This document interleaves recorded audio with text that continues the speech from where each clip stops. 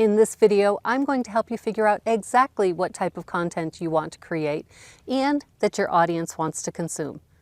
I'm talking specifically about YouTube in this video, but this idea works for any social media platform. Because let's face it, if you sit down to create your next YouTube video without a plan, your brain is probably going to freak out. It's going to start thinking, oh my gosh, I could talk about anything. Or, oh my gosh, what do I talk about today? Or maybe I'll just watch Netflix instead. Does that sound familiar? Hey there, I'm Donna Gilbert, and I support coaches, healers, and content creators, especially the introverted ones. I help them grow their online presence with more clarity, confidence, and ease. Today, I'm sharing something that really changed the game for me when it came to planning YouTube content. It made the process way less overwhelming, and even, dare I say, a lot more fun. And I'm talking about content buckets. And by the end of this video, you'll know what they are, why they matter, and it may not be what you think, and how they help you choose the type of videos you actually want to create. Are you ready? Let's start with the basics. What are content buckets? Content buckets are 3 to 5 broad topics that you want to create videos or content about, and things that your audience is actually interested in watching and learning. So think of them as little idea baskets. One might be for mindset topics, one might be tools or behind the scenes, and one might be stories from your personal journey. And each content bucket delivers something unique for your visitors, but they all stem from that same inner spark. These are topics you're passionate about, that deliver value to your audience, that feel aligned to you as a creator, and connect to a shared theme that makes sense for the same channel. This simple structure helps you organize your thoughts. So when it's time to write out your script, you're not staring at a blank Google Doc, wondering what the heck to talk about. And it also helps you see how your content fits together to best serve your viewer. Here are a few content buckets that I've been trying. Mindset shifts to help coaches and healers grow online. Tools and the tech that support our work. How our personality types impact how we show up online and our marketing strategies. And finally, the Legacy Builders program as a business internship for coaches and healers. And the key thing that I do in probably every single video I create is I weave in my doubts, my fears, my challenges across all of those buckets. They're the sprinkles on top. I love talking about all of those things. I love talking about other things too. That doesn't mean they're suitable for my YouTube channel. What I want you to see right now is that it doesn't have to be overly complex. All you need to do is make a list of your favorite things to talk about. And here's a pro tip. Break your list into 2 columns. Topics you already know and topics you'd need to research. And here's a quick warning.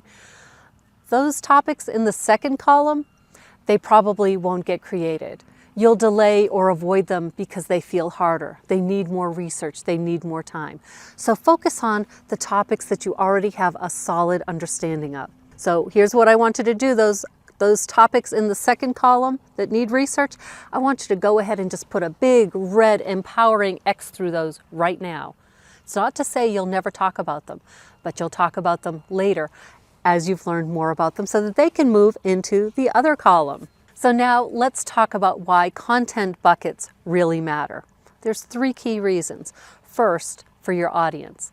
Content buckets help viewers get to know what you know. They create structure so people know what to expect from your channel and they start to look forward to your next videos. The second reason is for that almighty YouTube algorithm. Content buckets provide context for your channel, and when your content stays within a few key themes, YouTube gets better at putting your videos in front of the right people, which is what we want, right? And the third reason is for you. Content buckets give you creative direction without boxing you in. You're not committed to these topics forever. You're simply choosing a few lanes to explore right now.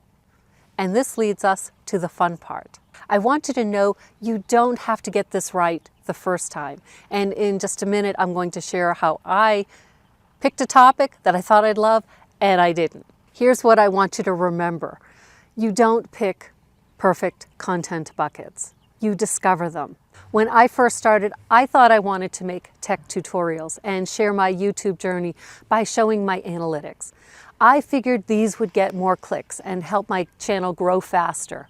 And maybe they would have, because I've seen creators get monetized in just a few weeks or months with that type of content. But here's what happened for me. Every time I sat down to film one, I stalled. I overthought the process, and I found any reason to avoid it.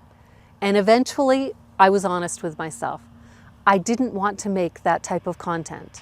Sure, I could have, and those types of videos probably would have lived within my zone of excellence. If you're familiar with Gay Hendricks' work from The Big Leap, he talks about 4 zones. The zone of excellence where you can be really good at things, better than most people. But then there's your zone of genius. And that's where I want to create videos from, that space that's uniquely me. And you can, and I dare say you should, do the same thing. We hate the word should, but in this case, you should do the same thing. You want to create from your genius, not just your excellence. Because just because we can do something doesn't mean that we want to do it. Because after recording several tech-type videos, it turns out I really prefer educational, inspirational videos. Content that sparks mindset shifts or helps coaches and healers see their path more clearly. And here's the best part. I can still talk about tech and analytics, but from my perspective, from my unique angle, from my genius, from a place that lights me up inside. So if you're unsure whether you like tutorials, big picture ideas, or motivational storytelling, that's okay. You won't know what you enjoy creating the most until you try it. So here's a pro tip for you. Treat every video like an experiment. It'll teach you what you love, what drains you, what you resist, and what helps you grow in the process. And here's another key point that I want you to take away from this video. Just because you've picked a content bucket idea, you don't need to commit to it until you discover that you really love it.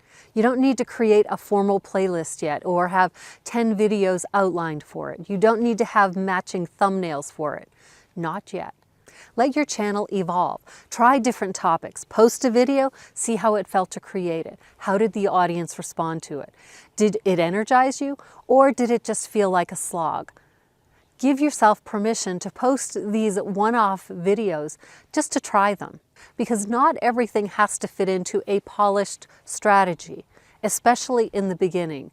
When your channel is very small, you really want it to be your experiment, your playground, your internship for improving your channel, yourself, your content, your message, all of that. You will gain clarity by taking action, creating videos. Because in the beginning, especially, every video is going to teach you something. It's going to teach you about your audience. It's going to teach you about your creative style, about what you really want to say. It's going to show you what skills you still need to develop. So treat every video like a discovery, not a commitment. And here's a pro tip for you.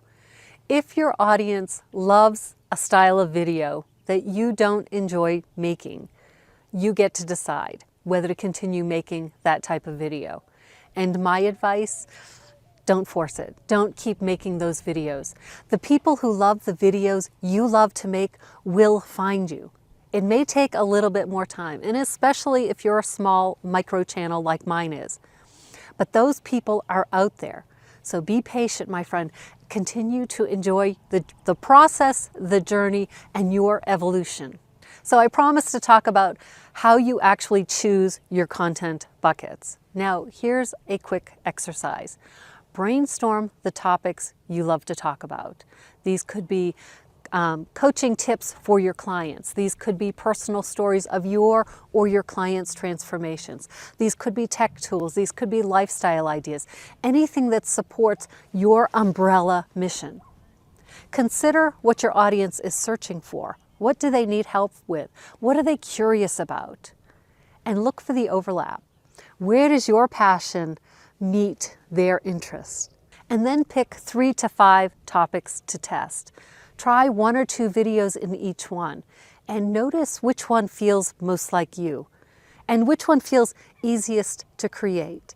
the ones that light up your heart, the ones that feel like you are making a contribution. And remember, you're not going to get this perfect. Perfection only lives in your head. It doesn't live in reality. Because what you think you have for skills and abilities, it takes time for them to actually develop externally. So you may look at your first videos and think, oh my God, this sucks. And they might. But you got them out there. And it's a learning step. So always remember, every video, you can learn something about yourself, about your audience, and about what you want to make. So remember, all you need to do is start. And you know what is going to happen?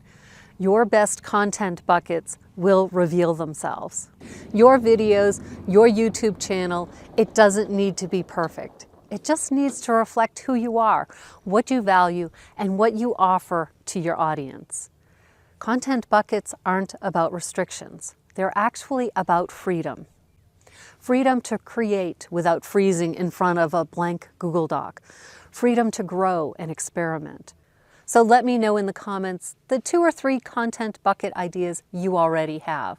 And if you're ready to take the pressure off yourself and start showing up for your future clients feeling confident and capable, just know that marketing your coaching business, it doesn't have to feel fake or salesy. And the truth is, not all marketing makes you feel uncomfortable. Did you ever consider that?